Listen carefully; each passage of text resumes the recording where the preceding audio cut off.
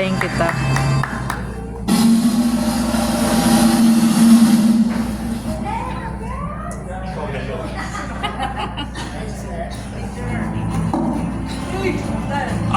Maraming salamat sa 39 PMPC Star Awards for Movies.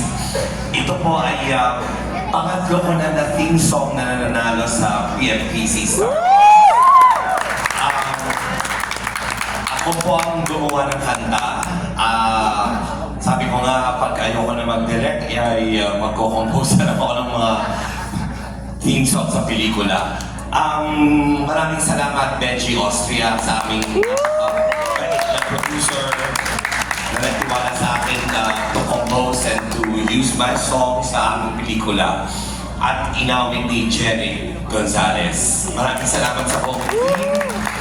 Pasensya na kayo ganito ang boses ko, sunod-sunod ang trabaho. Pero nagpapasalamat ako sa Diyos at lahat tayo ay may trabaho. Maraming salamat.